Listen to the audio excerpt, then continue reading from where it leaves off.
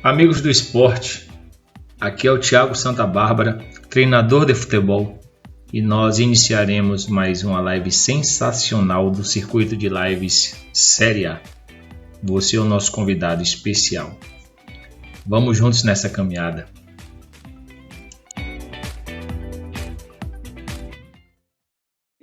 Isso. Mas vamos lá. O Futicom, ele então chegou aí para sistematizar um pouco, dar oportunidade às pessoas de poderem dialogar um pouco sobre futebol aqui na região de Feira de Santana.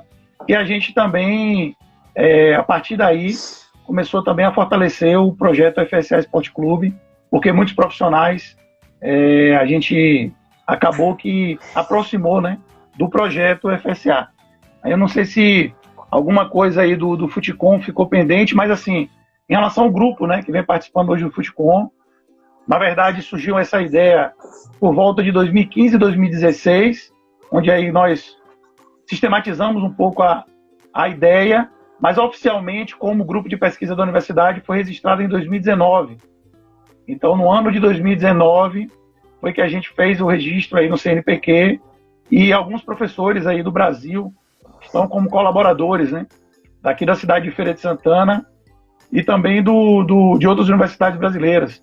Nós temos o Alcides Scaglia, da Unicamp, como colaborador externo, o próprio Israel Teudo, da Universidade Federal de Viçosa, o René Simões, colaborador também, e os profissionais aqui, né? Você, o Thiago Santa Bárbara, temos o Fernando Oliveira, que é de Itaberaba, que é o treinador do Bahia Sub-17 hoje, o Lucas Itaberaba, preparador físico do Palmeiras Sub-20, o Mário, treinador do Flamengo Sub-15, e colaboradores da própria Universidade aqui Estadual de Feira de Santana. Temos também o professor Wellington Araújo participando.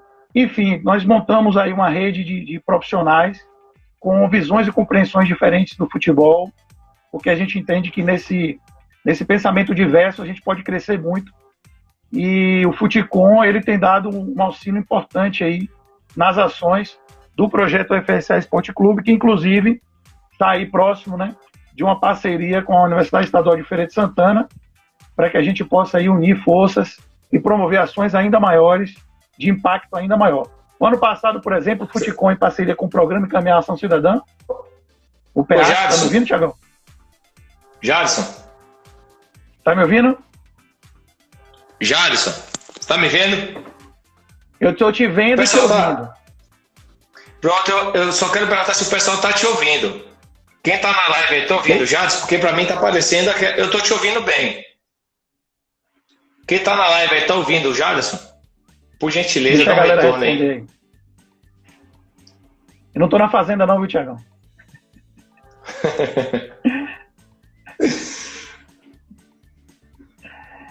É porque está chovendo muito aqui, né? Pelo menos aqui deu uma parada agora, mas às vezes... oscila a internet. O pessoal está me ouvindo? Tá ouvindo os dois? Ouvindo os dois? Então joga duro já, você tá ouvindo, tá todo mundo ouvindo. Beleza. Vou torcer aí para que a gente possa interagir. Qualquer coisa aí você faz pelo WhatsApp ou manda a pergunta aí no texto. Tá. Mas eu tô te ouvindo bem, cara. Então legal. Pronto. Vamos lá. Pessoal, então, como eu estava falando, né, a gente vem promovendo essas ações aí, inclusive promovemos o ano passado, né, o curso de Pedagogia do Esporte, em parceria, inclusive, até com a Prefeitura Municipal de Feira de Santana, através do Procultura, e aí a gente promoveu o Futicom, o PEAC e um curso de capacitação. Tivemos aí 13 municípios representados, né, Feira de Santana, mais 13 cidades, temos cerca de 80 inscritos, 90 inscritos, discutindo futebol, as pessoas querendo se capacitar. Então eu estou comentando isso para dizer o quanto é importante, dentro da cidade de Feira de Santana, na região aí da Princesa do Sertão, né, do Portal do Sertão da Bahia, a gente está podendo socializar esse conhecimento e trazer esses espaços sistematizados de formação. Então é isso, assim, do Futicom, falar um pouco da ideia, é mais ou menos essa. O nome, né, Futebol Competente, passa pela ideia aí da possibilidade de resolver situações complexas, mas no sentido de respeito aos saberes diversos e que a gente possa realmente ter os profissionais capacitados para cada área de atuação. Não adianta a gente ser competente para uma determinada situação e não conseguir isso numa situação específica de trabalho. O futebol hoje evoluiu muito, mudou muitas questões, abriram várias frentes e postos de trabalho, de intervenção, e a gente precisa, sim, ampliar isso. É um papel da Universidade Estadual de Feira de Santana, sem dúvida nenhuma, mas é também uma visão das pessoas que estão no Futicom hoje, todos os colaboradores, os professores, para que a gente possa realmente fortalecer, primeiro, o futebol baiano e, por tabela, fortalecer o futebol brasileiro. Muito bacana. Eu estou relendo um livro que é Pense e Enriqueça, do Napoleão Hill, e uma das colocações que ele faz no livro é que a gente tem que ter acesso à mentoria, e uma mentoria que seja relevante, né? Uma mentoria que possa agregar conhecimento. E de imediato me veio o pensamento do Futicom, né? Você está envolvido com pessoas de altíssimo nível e que te estimulam a crescer. Essa é a realidade. Então, eu vejo com uma importância muito grande o desenvolvimento do Futicom, um espaço de discussão, de diálogo das mais diversas áreas, entendendo o futebol como um fenômeno complexo, mas entendendo também que as partes elas se relacionam e é importante a gente estar entendendo essas relações. Então, é muito bacana estar participando desse processo. A gente sabe que a gente está iniciando, está engateando, mas eu vejo com muito bons olhos o caminhar desse Futicom. E muitas pessoas perguntam, Jadson, como é que faz para poder participar do Futicom? Como é que é a possibilidade de aproximação com o Futicom? O que você pode falar aí para a gente? Thiago, muitas pessoas me perguntam também, e são pessoas do Brasil inteiro, porque na verdade, como você começou, nós começamos a conversar sobre a live, a gente falou de lacunas, né? Então a gente está tentando aí, principalmente nesse momento de isolamento social, a coisa ganhou a busca, porque as pessoas começaram a ganhar um pouco mais de tempo, né? De disponibilidade, e as lives, os cursos, as questões das redes sociais cresceram muito o diálogo sobre futebol. E, de repente, uma nova revolução aí está pintando, né?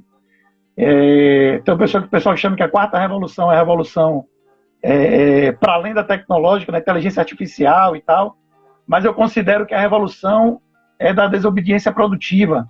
Na verdade, é um termo, inclusive, de um evento aí que eu achei muito legal. O Ivan Moré, né, que é jornalista, ele criou esse termo da desobediência produtiva, que é você fazer algo com propósito. Então, a gente tentando organizar, né, o Futicom para que a gente possa receber as pessoas. Na verdade, nós estamos formatando o espaço, formatando os eixos temáticos, que eles dialogam o tempo inteiro, mas para que a gente possa receber as pessoas de maneira organizada, em espaços sistematizados, em grupos de trabalho temático, e que as pessoas possam confortavelmente estar sendo recebidas também, porque a gente vai ter pessoas que, de repente, estão a leitura muito vasta, e vão ter pessoas que não tiveram contato ainda com as discussões mais acadêmicas, e a gente precisa tratar todos, né, atendendo as especificidades, as necessidades, e principalmente ouvindo essas pessoas, né? Quais são as experiências, o que elas trazem de contribuição. Então, só para dizer para as pessoas que em breve, a gente vai estar abrindo, né, um processo seletivo.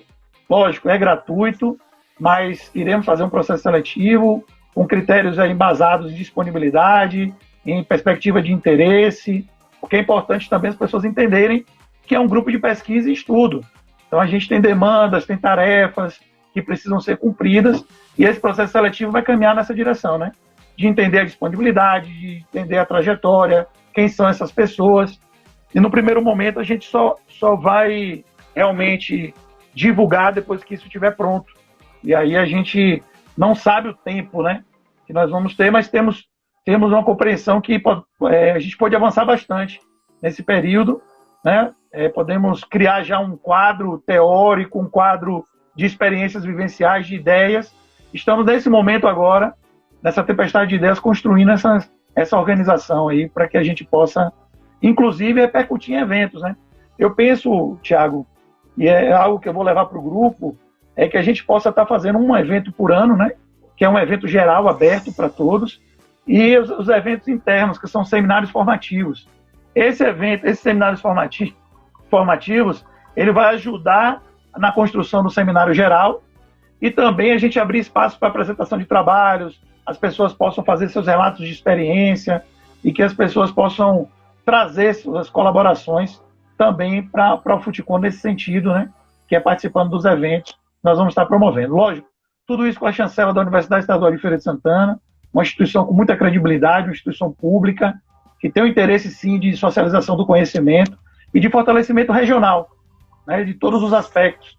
E essa é a ideia do Futicom, e explicando só para as pessoas aí. Mas que fiquem acompanhando, né? Acompanhem o canal da gente, acompanhem os eventos, muita coisa boa vem por aí. Muito bacana. Teve uma pessoa que colocou que a imagem tá parada. Realmente, pessoal, a gente está com essa situação aí da internet, a gente não sabe o motivo, mas a gente está ouvindo o professor Jaderson, né? Então a gente está dando sequência dessa maneira. Tá? A gente pede desculpas, mas aí é algo que foge a nossa alçada. Então, tá feito aí o esclarecimento. Então, o Futicom eu vejo sim como um ambiente extremamente propício para o desenvolvimento de trabalhos e, acima de tudo, dos profissionais que estarão envolvidos, né? Então, você que está aí nos ouvindo, tem interesse, olha aí, voltou. Agora está normal, Jadson. Você que tem. Me vê bem ou só me ouve? Não, agora tá tudo. Tô te ouvindo bem e te vendo bem.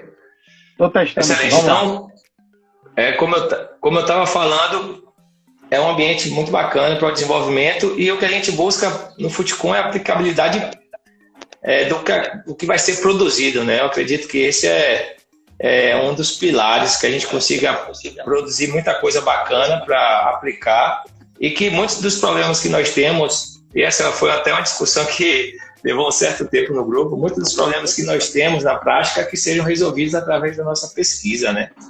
Então é muito bacana esse núcleo. Segue aí, @núcleofuticom, e lá todo mundo vai ter as devidas informações para que possa participar ou não do processo, para que possa participar mais à frente do processo, né?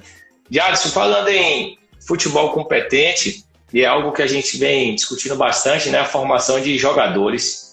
Você que atuou muito tempo aí em escolinha de futebol, em escola de futebol, né? Ainda atua, tem esse projeto, você que está como coordenador técnico aí do FSA. Como é que você tem visto a formação de jogadores no Brasil como um todo? Você que tem dialogado aí com muitos coordenadores técnicos. Como é que você tem visto essa formação? Nós temos jogadores, nós estamos formando jogadores inteligentes e criativos, nós temos jogadores para jogar em nível internacional. Como é que está a sua visão com relação a esse processo mais macro? Thiago, tudo que a gente falar sobre isso, eu tenho visto muitas pessoas, inclusive fiz algumas lives e perguntando bastante aos profissionais sobre isso, dialogando há bastante tempo com coordenadores, inclusive fazendo captação junto com a equipe aqui do FSA. O primeiro ponto que eu acho que a gente tem que levar em consideração é que nossas crianças e nossos jovens, eles estão incluídos, né, dentro de um contexto social e econômico. Várias coisas. Tá me ouvindo, Thiagão? Tá me ouvindo? Agora sim. Várias questões a gente precisa levar em consideração, e um dos pontos é essa mudança que nós temos tido, por exemplo, quando a gente olha o ambiente escolar, né? As práticas esportivas, as experiências vivenciais, crianças muitas vezes limitadas nesse sentido de espaço, de organização didática, de espaços organizados para poder jogar atividades, e espaços desorganizados também, que é o brincar da rua, né? Então, só basta perguntar e olhar para a infância de muitas crianças, né, de muitos hoje, que você vai ver algum impacto muito importante na questão do padrão motor, do desenvolvimento motor, do vocabulário motor dessas crianças. Então, é o primeiro ponto. É o primeiro ponto, e que eu considero um ponto que a gente tem que colocar na mesa, sim, quando vai sistematizar e organizar os trabalhos com crianças e jovens. Porque, por exemplo, eu não sei se mais a cultura do jogo de rua, né, pela lógica, ele não volta. O processo de urbanização, o uso da tecnologia, são questões do mundo contemporâneo. A priori, ele não volta. Então, nós não podemos também achar que por conta disso não temos nada para fazer. E a gente precisa entender esse conceito do jogo de rua, o que é que o jogo de rua, ou as possibilidades de ampliação do repertório motor, do vocabulário motor dessa criança e jovem, ele possa, né, ir para os espaços sistematizados. Agora, eu fico muito preocupado porque quando a gente fala de espaço sistematizado hoje, a gente fala de escolinha privada. A gente fala, às vezes, de espaços onde os profissionais que estão atuando não têm uma estrutura adequada, às vezes uma bola, um material melhor, para as crianças terem um trabalho também com mais contato com bola, tudo isso. Ou seja, são polos assim bem distintos e a gente acaba não democratizando o acesso ao conhecimento. Conhecimento sistematizado não, até o conhecimento que é necessário mesmo. Quando a gente fala, por exemplo...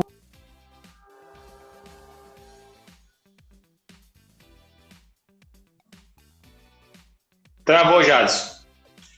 Travou na parte que você fala assim, quando a gente fala, por exemplo... Voltou? Agora voltou. Pronto, mas eu estou comentando isso tudo para focar aqui agora nesse momento, né, do ponto que você perguntou. Se existe, né, eu acho que essa carência do repertório motor, do vocabulário motor, ela é nítida. A gente vê crianças com dificuldade.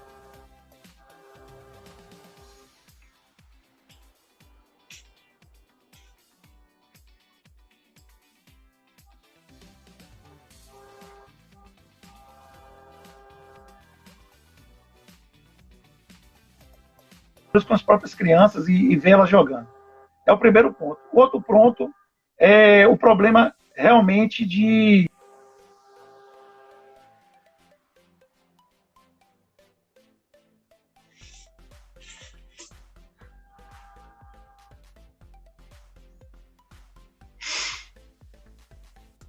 Tá cortando ainda. É um problema realmente de... E aí cortou. Ó, vamos ver agora. E aí? Vai. Só áudio, né? Não, tá com delay pequeno, mas eu tô te vendo agora também. Não, beleza. Eu falei da questão do vocabulário motor das crianças e adolescentes, que tem sofrido um impacto importante pelo processo de urbanização, né? As questões que envolvem esse aspecto, quando a gente vai falar do aspecto motor, os aspectos também sociais. A gente tem visto que, e eu não sei se isso é dado antigo, eu precisaria ver, mas está cada vez mais difícil as crianças também chegarem nos clubes, por conta de custo, às vezes deslocamento para treinar, às vezes esses espaços mais organizados, por conta que as crianças não podem mais jogar na rua, têm dificuldade de jogar, as escolinhas às vezes são de difícil acesso, são caras. E aí eu ia falando do processo de organização do futebol brasileiro como um todo. Eu entendo que a gente precisa socializar o conhecimento, fazer os conhecimentos chegarem na mão de todos os professores de projeto de escolinha, que esses projetos também se capacitem, porque tem informações específicas para atuar no futebol contemporâneo hoje, que é importante, que é essa coisa de formar um jogador inteligente, que saiba tomar boas decisões, mas que não perca a qualidade e a criatividade do jogador do futebol brasileiro. Que a gente tem marca nisso, porque nós temos uma característica cultural muito específica, né? Da diversidade, das influências diversas, dos aspectos inclusive de outras culturas no Brasil. Mas quando a gente perde esse enfrentamento, como, por exemplo, cursos de capacitação que a CBF promove, eu não sei se isso é uma virada, né? Se é um momento apenas, ou se isso vai se permanecer. Mas quando você coloca cursos muito caros nos grandes centros, você não promove nada para os projetos menores, ou muito pouco, né? Eu conheço algumas ações da CBF, a CBF Social é uma delas, mas quando você não é forte nesse sentido, você vai perdendo a oportunidade de potencializar mais jovens. Por exemplo, você vai para os Estados Unidos e vê crianças tendo a oportunidade de praticamente fazer o esporte que eles quiserem, principalmente os esportes que são mais tradicionais. Mas vamos imaginar lá a natação, o basquete, o beisebol. Então a criança nasce lá nos Estados Unidos hoje e fala assim, olha, eu quero fazer beisebol, eu quero brincar, eu quero jogar, ele vai ter espaços para poder fazer isso mais organizados, as escolas incentivam isso. E aqui no Brasil, que a gente vê uma política geral, onde as escolas não têm estrutura, não conseguem dar uma base inicial nessa questão do movimento, que não significa esportivizar as aulas de educação física, mas sim trazer essa cultura do hábito, do jogar, do brincar, de conhecer os esportes. Então, assim, veja que tem toda essa conjuntura. Mas com tudo isso, Thiago, respondendo a tua pergunta, eu acredito que a gente tem sim muito potencial, muito jogador bom, muita gente ainda para chegar no alto nível. Agora, eu acho que a gente está perdendo uma oportunidade muito grande, né, de ter projetos consolidados pelas pessoas que gerem o futebol no Brasil. Há exemplos aí que já foi difundido várias vezes de ações que grandes países da Europa fizeram de democratizar o acesso ao conhecimento e democratizar o acesso da prática esportiva. A gente está falando aqui no futebol, mas poderia ser para tudo. Veja a carência que existe nos outros esportes. A gente fala do futebol, mas porque a gente é da nossa área, mas a gente vê vôlei, handebol. O vôlei em Feira de Santana era muito forte, acabou. O handebol sofre muito, né? Então imagine aí se a gente não tiver as entidades que são responsáveis pelo esporte, né? Seja amador ou profissional, se não tiver aí uma organização nesse sentido, sem dúvida nenhuma, a gente não vai ter mais crianças e jovens praticando a modalidade e mais dificuldade ainda de chegar no nível profissional. Porque também hoje, mais do que nunca, para além do saber jogar, do jogar futebol, tem uma coisa aí que está impactando muito forte, que é a formação do ser humano como um todo. Então, quais são os espaços que a gente tem a formação do ser humano? O espaço das escolinhas esportivas, da prática esportiva, tem o espaço da escola, que é um espaço que está no ambiente público, sabe, que é um espaço que está sendo muito difícil, crianças realmente com vários problemas, assim, dificuldades diversas, raras exceções, escola às vezes sucateada, a política de permanência das crianças nessas escolas ruins, as crianças desmotivadas de ficarem na escola, se for para brincar na quadra destruída, sol quente. Então tudo para que a criança abandone, né, a escola. E outro espaço é o espaço familiar. Aí você tem o espaço familiar, onde tem famílias às vezes desestruturadas, ou pai e mães que estão separados, no sentido de mesmo separados, né, poderiam estar estruturados para a organização da criança, mas eu falo no sentido de dar uma diretriz, uma orientação, crianças entregues à tecnologia. E aí você pega isso tudo, e se você não tem um esporte como uma ferramenta aí forte, né, para poder contribuir e contribuir para esse processo de formação, nós vamos ter dificuldade de formar talentos, sim, porque a gente está perdendo talentos humanos. Seja para o futebol, seja para ser advogado, seja para jogar vôlei. E a gente tem perdido muitos talentos no Brasil. E aí, Thiago, só para complementar e fechar essa ideia, porque eu não consigo entender de maneira separada, a educação pública no Brasil ficou nua com a pandemia. Ficou nua, tiraram completamente sua roupa e está despida, porque está aparecendo todos os problemas que você imaginar. Problemas de tecnológico, de acesso ao conhecimento, de entender como é que essas crianças vivem, como elas vivem, como faz para chegar o conhecimento até elas. Percebo que as pessoas não conhecem os alunos que estão na escola, as escolas não estavam preparadas não só para esse momento, mas aquilo que já estava identificado há muito tempo, que é o cuidado efetivamente com o aprendizado. E eu não tenho dúvida nenhuma que se houvesse uma preocupação anterior a isso, de repente a gente estaria mais preparado para enfrentar esse momento. E isso, para mim, impacta diretamente no futebol. Diretamente no futebol. Então, a gente falar de formação num país onde não olha a sua cultura educacional, não cuida do lazer, não cuida da dança, da arte, das diversas formas de expressão que formam o ser humano, é um país que vai formar muito mal para o futebol também. E aí vai ficar aqueles exemplos, né? Ah, fulano conseguiu, aí todo mundo bota a foto de fulano, e a exceção onde era para ser regra, né? Onde era para ser, não digo regra que eu digo, gente, não é ser o Neymar, né? Regra é você ter o direito a fazer um esporte de qualidade, a você fazer um esporte das pessoas te ensinem futebol, seja um projeto social, seja no clube. Se eu estou na escolinha de futebol hoje, mesmo no projeto social, eu tenho que aprender de técnica, de regra, de tática. O professor Leopoldo Hirama, da UFRB, ele fez um trabalho, né, para além de tirar crianças da rua, e publicou, foi a dissertação de mestrado dele, lá no Rio de Janeiro, na favela da Rocinha, com vôlei.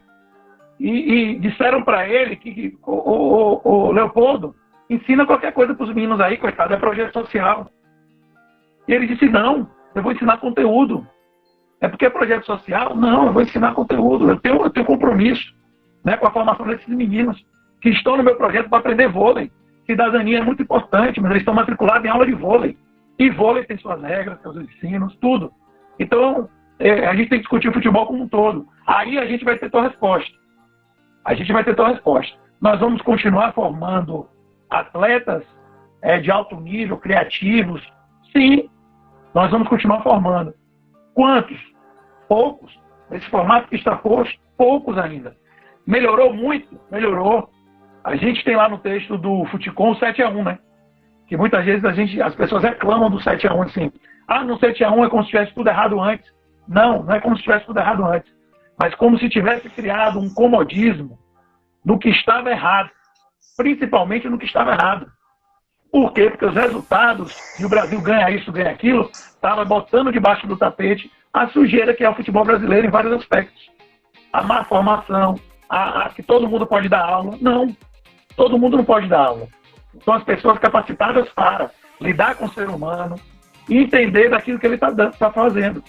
O que a gente vê no futebol brasileiro há muito tempo? Pedofilia, pessoas que são coordenadoras, gestores, às vezes, de clube, envolvidos em falcatrua, em coisas erradas, e parece que o futebol pode tudo.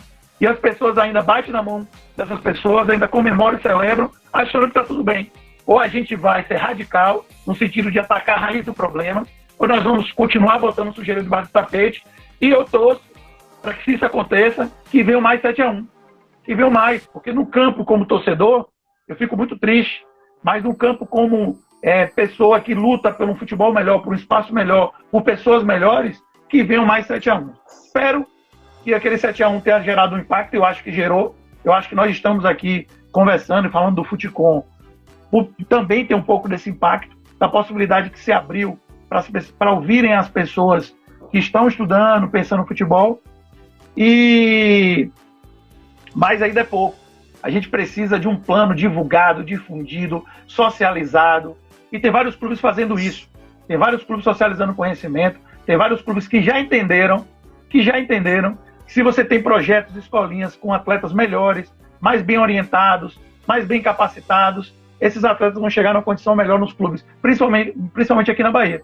Tá certo? Thiago, eu me alonguei um pouquinho aí, me empolguei um pouquinho, mas vai me mediando, vai me controlando. Foi ótimo. O objetivo aqui realmente é te ouvir, cara. Muito conhecimento. Eu estava aqui refletindo nas suas colocações e tem um livro do Ricardo Giulianotti, que é Sociologia do Futebol, e ele traz justamente essas reflexões, que o futebol ele é o reflexo da sociedade em que está. Ele é mais uma característica dessa sociedade. Então, se de repente você, num plano macro de sociedade, você tem esses problemas de entender, e aí a gente percebe essa busca agora, né, por entender o ser humano como um todo, por dar um entendimento melhor à questão da teoria dos sistemas, entender que todas as nossas ações elas influenciam no ambiente, e esse ambiente acaba influenciando também naquilo que a gente realiza. E se a gente não tem um ambiente que é favorável ao crescimento, ao desenvolvimento do atleta, ao aparecimento de sujeitos inteligentes e criativos, muito provavelmente a gente vai ter uma diminuição do aparecimento desse sujeito. Então, é muito bacana te ouvir e entender que realmente essa perspectiva de mudança de cultura e de sociedade, né? Agora sim, Jadson, quando a gente fala em mudança de cultura e de sociedade, a gente vai para um aspecto bem amplo, né? Bem macro. E eu acredito que muitas pessoas elas se perguntam de que maneira, no aspecto mais aplicável, né, um aspecto mais de aplicabilidade, quais são as ações que podem ser adotadas para que a gente consiga minimizar esses problemas que a gente percebe. A gente começou com uma pergunta com relação à formação de jogadores, né? Você falou da questão dos espaços, da questão tecnológica, do aumento da violência, enfim. Então, assim, mas pensando em aplicabilidade, quais são as ações que você tem visto? Você falou assim, alguns clubes estão pensando em alguma coisa, mas de forma prática, quais são as ações que a gente pode visualizar para poder combater ou apaziguar ou amenizar essa situação? Vamos lá, Tiagão. Primeiro, eu acho que é bom a gente... antes de eu ir ao ponto específico da resposta, a gente conceituar um pouquinho dessa coisa de transformação e mudança, né? O Tiolan, que é da área da pesquisação, ele chama de transformação aquilo que está acontecendo agora. Se tem alguém nos ouvindo, que está contribuindo, você contribuindo com um processo de formação dessas pessoas, a transformação ela é dinâmica, ela é rápida. As melhorias elas são vistas mais a curto prazo. A mudança é algo mais de sistema, é algo mais complexo. Então é importante primeiro a gente falar sobre isso. E quando a gente fala de transformação, a gente fala de rompimento das microestruturas, né? Porque as macroestruturas, o sistema como um todo, é mais difícil você provocar o rompimento. Contudo, não é impossível. As ações que você está querendo aí, a gente está dialogando aqui para você sinalizar algumas que podem ser feitas, são ações do ponto de vista de microestruturas. São ações que a gente pode estar fazendo no nosso cotidiano. Quer ver um exemplo? Você socializar o conhecimento, como a gente está fazendo com o Futicom, a UFES, a própria Associação FSA, isso é ação em microestrutura. O que o Bahia tem feito, eu tenho participado dos grupos de discussão, assim como outros projetos parceiros do Bahia, onde eles estão socializando conhecimento para esses professores, passando materiais, apostilas, conversando sobre qual é a importância da formação desse ser humano. Ou seja, o Bahia, como eu sempre preguei, né? Assim como o Vitória também está se organizando para fazer isso, e torço para que os clubes da Bahia como possam fazer, assumindo o protagonismo. Se são clubes que são referências e têm estrutura, no sentido de macroestrutura, eles podem mexer mais com o sistema. Eles podem provocar mais fissuras nisso que está posto. E se eles assumem esse protagonismo, é muito importante porque vira referência. Então, se o Bahia, por exemplo, faz um contrato de um atleta, onde no contrato dele reduz 50% do salário se ele perder o ano, isso é microestrutura abalando a macroestrutura. Ou seja, se isso se repercute nas escolinhas, se isso se repercute na divisão de base como um todo, você está mandando um recado claro que eu não quero só o cara que sabe jogar futebol. Eu quero o ser humano completo. Então, esses são exemplos práticos. O próprio projeto FSA Esporte Clube, que virou eu posso dizer hoje, uma referência em Feira de Santana, até porque quando surgiu, os clubes de Feira de Santana não olhavam com carinho para a divisão de base, e nós pudemos implantar as categorias sub-11, sub-13, 15 e 17, onde você acompanhou isso, inclusive você foi colaborador no início desse processo, aliás, continua sendo, sempre, mas você foi treinador de categoria sub-17, e você via a preocupação que a gente tinha com os processos da formação do sujeito como um todo e do cuidado na chegada desse atleta, na condução, no diálogo, no planejamento de vida dele como um todo, nas orientações. Eu acho que projetos sociais como esse do FSA, que é regido pela Associação FSA Esporte e Cultura, e mais 1000 outros projetos que eu posso citar aqui de Feira de Santana e região, eles precisariam também ter o apoio do poder público, precisariam ter o apoio do poder privado, né? Parcerias públicos-privadas, universidades como a Universidade Estadual de Feira de Santana, do Recôncavo, da UFBA, poder trazer esses profissionais para os campos de discussão. Você lembra da plataforma Freire? Eram profissionais da rede estadual de ensino que não eram professores de educação física formados, mas atuavam na escola. E aí o governo, o Ministério da Educação, disse assim, vocês têm até tal data para escolher qual a área de atuação e vocês vão ter que se capacitar. Por que não ter um formato como esse, né, inclusive de matrícula especial para o próprio curso de educação física no ensino superior, para que essas pessoas possam ter acesso e elas possam se qualificar e se capacitar para atuar para. Não dá para mim entender, isso não é reserva de mercado, um profissional que atua hoje com criança e adolescente, diante da complexidade que e você não está na área da educação física. Você vai dizer assim, o debate, né, se para ser treinador precisa ser formado. Eu não quero nem entrar nesse debate com profissionais, com técnicos, com atletas que já estão formados. Mas você imagina, e tem muita gente boa, autodidata, talvez até dê aula melhor do que o professor que seja formado na universidade, mas não é isso que eu estou discutindo. Eu estou discutindo saberes importantes que são necessários desse ser humano possuir para poder formar e capacitar outros seres humanos, que como a gente já discutiu aqui, questões que estão para além da dimensão do ensino técnico-tático, porque não se resume mais só isso hoje. E outras, tem os processos metodológicos, as questões fisiológicas, né, tem interação que precisa ser feita com a família. Então são conhecimentos que o meio do ensino superior ajuda muito. Se não for dessa forma, crie outras alternativas, algo que realmente... Porque o objetivo principal, para mim, o final de tudo, é que esse conhecimento chegue para criança e para adolescente. Né? Que eles possam ser qualificados nesse sentido. E a gente ser justo com o processo como um todo na formação dos professores hoje que existe no Brasil. Mas é isso, eu te dei alguns exemplos aqui de ações, né? Não, acho que sabe por quê? Quer ver uma coisa? Só para concluir, a SUDESB, por exemplo. Qual o papel da SUDESB hoje? O que é que a SUDESB tem oferecido de formação continuada? O que é que a SUDESB tem proposto? Aí eu tenho tentado abrir o canal de comunicação com a SUDESB via UFS e a própria Associação FSA. Eu acho que a SUDESB tem um papel importante hoje ainda, se não mudar nada da conjuntura, né, da estrutura que está hoje, é uma entidade, uma autarquia que poderia estar contribuindo em convênios com universidades, capacitando de maneira sistematizada, chegando nas escolinhas, ensinando sim, capacitando sim a fazer projetos, a captar recursos. Esse, na verdade, Thiago, é o sonho do FUTCOM, né? É o sonho do PEAC. O Programa Encaminhar Ação Cidadã, que é o programa de extensão da universidade, é poder abrir lá uma consultoria para esses projetos. Só que, às vezes, Tiagão, são poucos braços, entendeu? É muito difícil, às vezes, você fazer algo de qualidade no Brasil, porque, às vezes, você tem que se sobrecarregar para fazer algo que é importante, porque o sistema como um todo não valoriza isso, porque, de repente, isso não dá voto. Ninguém quer mexer com saneamento básico. Todo mundo só quer andar com o carro na estrada pronta, mas botar o cano, o esgoto, ninguém quer fazer.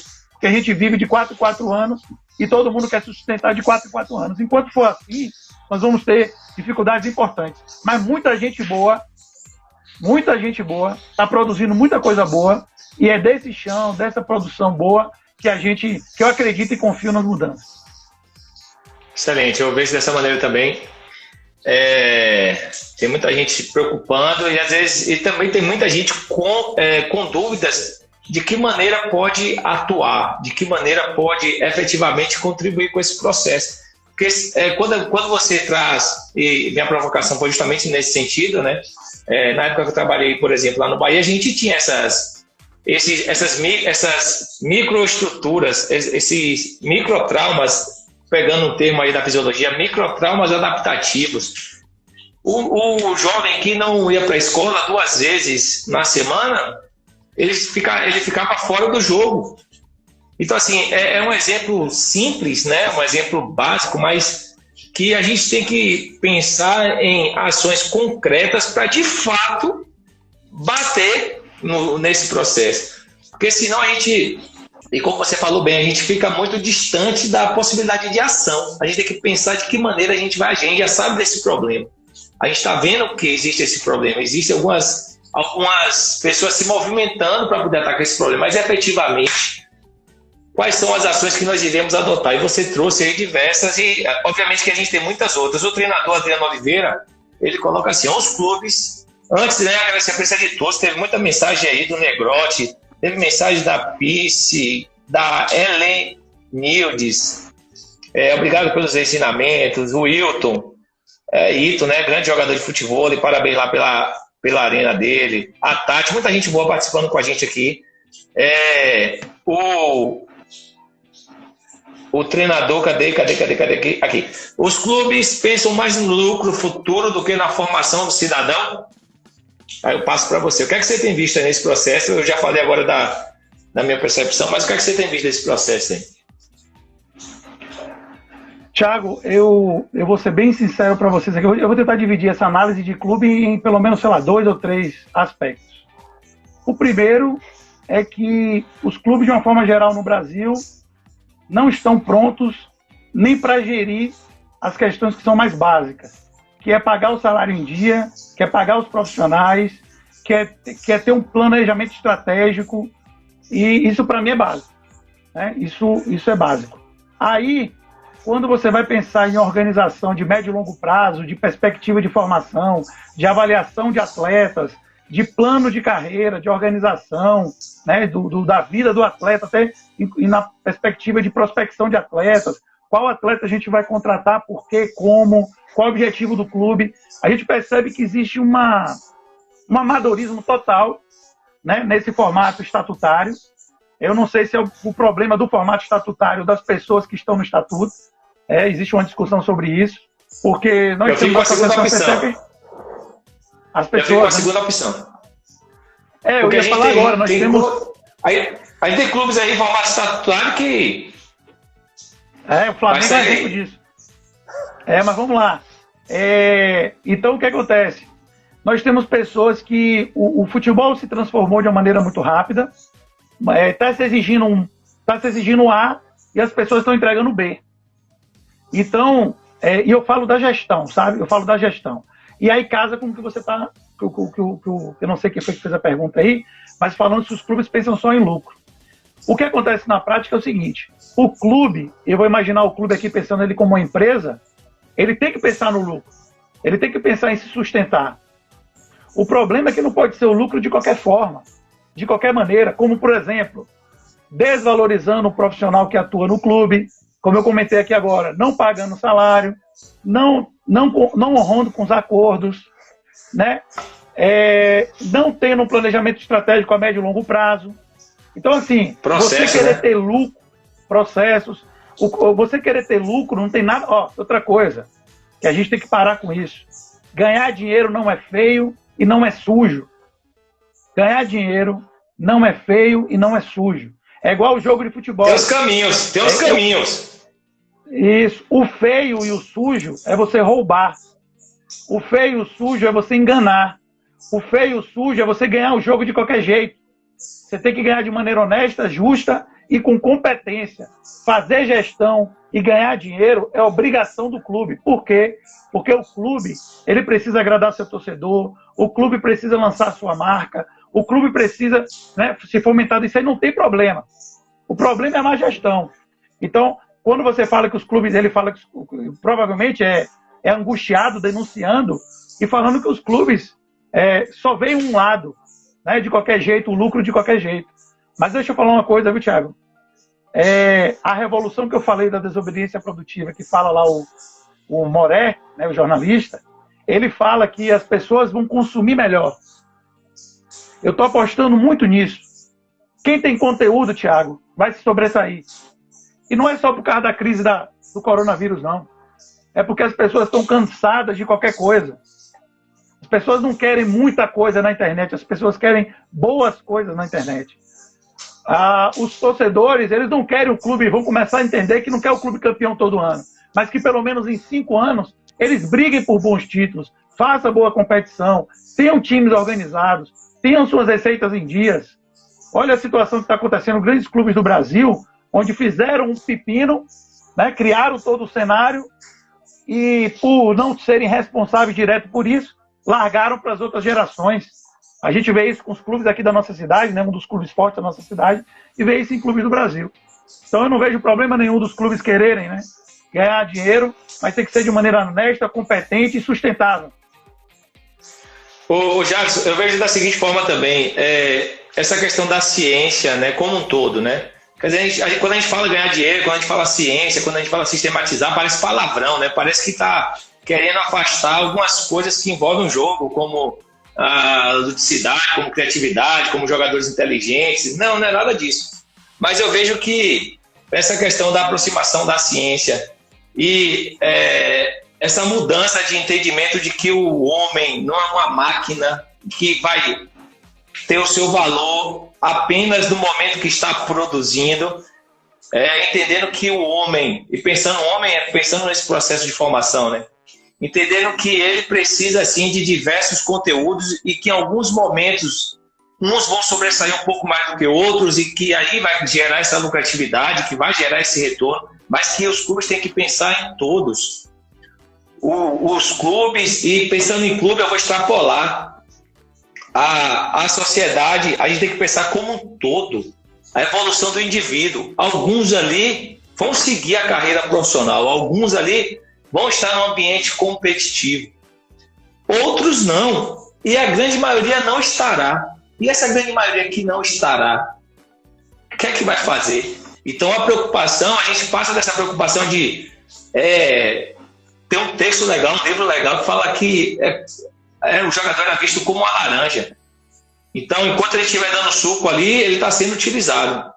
Terminou ali o que ele poderia produzir, era descartado. E hoje eu vejo essa preocupação para além do jogador profissional é nesse processo de formação, Jadson. Então, a gente vem percebendo algumas iniciativas, como você falou, de alguns clubes, de alguns contextos, de alguns núcleos, de algumas universidades, para subsidiar os intervenientes, né, as pessoas que estão envolvidas com esse processo, para que a gente consiga ter um ambiente muito mais favorável para o desenvolvimento e o desenvolvimento do ser humano, consequentemente o desenvolvimento desse atleta, né? Então, o lucro ele tem que existir. Eu estava ouvindo a entrevista do Ricardo Drubs, que inclusive está com um dos clubes que você citou aí, que está com problema, está noticiado. Ele falou, aí que o rapaz perguntou assim, como é que está o Cruzeiro que não tem negociado tanto jogador para pelo menos não fechar no zero? Aí ele, não. O clube ele não tem que pensar em fechar no zero, não. Ele tem que pensar em ganhar dinheiro. O clube tem que pensar nas possibilidades de receita, de retorno, para que ele possa, inclusive, qualificar ainda mais o processo. Então, o problema não está em lucrar. O problema não está em negociar o jogador. O problema não está em pensar em qualificar o processo para você ter um jogador ainda mais comercial. O problema está o que você faz nesse processo e o olhar que você tem para todas as outras pessoas que estão envolvidas e todos os outros jogadores. Thiago, em cima disso que você está falando... Só me deixa mandar um abraço aí pro professor Fábio Carilli, está aí na lente, está aí na live. Mandar um abraço também para todos que estão nos acompanhando, Diego William, para... o Pablo também está aí conosco, e mandar um abraço especial para minha esposa, que ela sempre está me acompanhando. Ela disse que se não tiver ninguém vendo, pelo menos ela assiste. Obrigado. Eu vi aqui que o Pimentel entrou na live também, professor Pimentel da UESB. Grande abraço, professor. Thiago, me ouve bem? Tô 100%, jogador aí. Agora, Jadson, pessoal, estou com a questão do horário, que a gente teve aquela dificuldade de dizer, acho que a gente tem mais uns 5 minutos. Beleza, vamos lá. Então, assim, só para poder comentar duas questões aí que você traz. Primeiro, a compreensão do ser humano como um todo, né? Acho que Edgar Morin, lá no livro dele, 7 Saberes Necessários à Educação no Futuro, não chegou a se materializar nas escolas francesas, mas ele trouxe alguns saberes que são importantes. Eu queria só destacar essa questão do saber de compreender, né? Que é colocar na mesa todos os elementos de explicação. E ele com muita sabedoria, ele fala da formação do ser humano para além da competência técnica, né? Para além dos conteúdos, aquele modelo conteudista. E eu acho que o futebol está entendendo isso, está se abrindo aos poucos, e a gente precisa perceber também que é um processo, são transições. E por mais que a gente consiga enxergar isso, deveria ser muito mais, sei lá, rápido, ou para muita gente, eu acho também que a gente tem contribuído muito, você, eu e as pessoas que estão de alguma maneira ocupando seus espaços e sendo agente social de transformação onde estiver, né? Seja na parte da preparação física, seja na parte da análise, seja na parte da gestão, agente social de transformação, onde a gente ocupa espaço de maneira crítica, de maneira competente e voltado para o ser humano. Então, a serviço de quem você está é o grande segredo. Eu estou a serviço do meu gestor financeiramente, mas eu estou a serviço do ser humano que eu trabalho. Então, se você se posiciona dessa maneira, você vai contribuir muito para o futebol. O que está nos ouvindo aí, eu acho que é o grande ponto.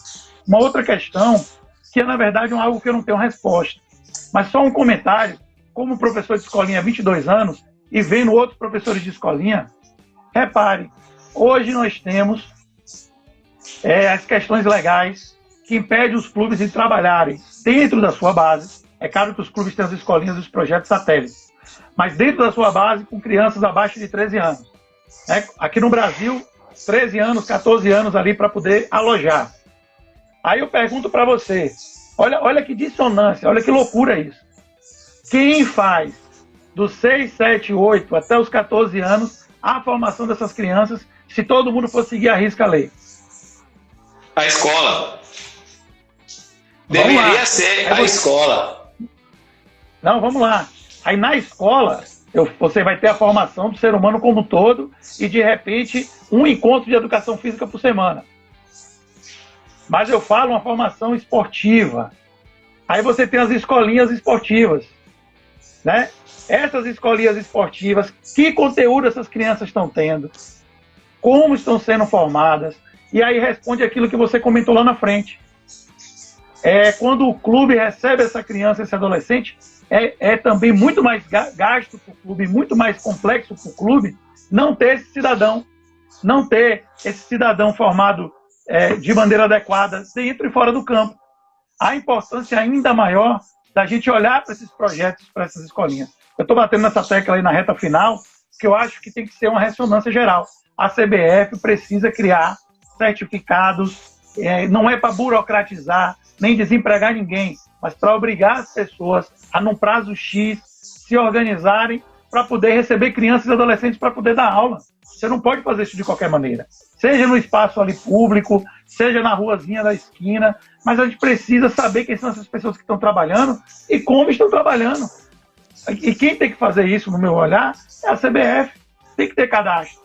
Né? Se é uma regulamentação do futebol. Agora eu volto a dizer, se for para cobrar taxa, e se for para cobrar dinheiro dos profissionais que estão lá, e apenas isso, aí eu esqueço minha sugestão. Minha sugestão é democratizar o acesso ao conhecimento para as pessoas que estão cadastradas. Minha sugestão é que esses professores possam sim ganhar alguma coisa da CBF, se ele cumprir todas as regras. Por que não kits de material? Por que não eventos gratuitos? Né? Então, assim, tem várias formas, e Thiago, eu vou te dizer uma coisa, né? Isso para a CBF é de graça. Não custa quase nada, porque pode fechar convênio com a universidade. A UFES pode ser uma conveniada, a UFBA pode ser uma conveniada. Olha que coisa simples de ser feita. Né? Ô, Jadson, eu vou te contar. Pode falar. Rapidinho, eu vou te contar só um parênteses. O meu início com futebol foi na UFES, uma parceria que tinha a Inter de Milão, a Pirelli e a UFES. Era um projeto social que atendia na UFES, atendia na Cidade Nova, quem é daqui da cidade sabe, atendia no Feira 7 e atendia mais um outro local. Então eles fizeram 4 polos e a gente atendia os garotos ali, não cobrava nada dos meninos. Um projeto social. Imagina o que é isso para a Pirelli? Nada.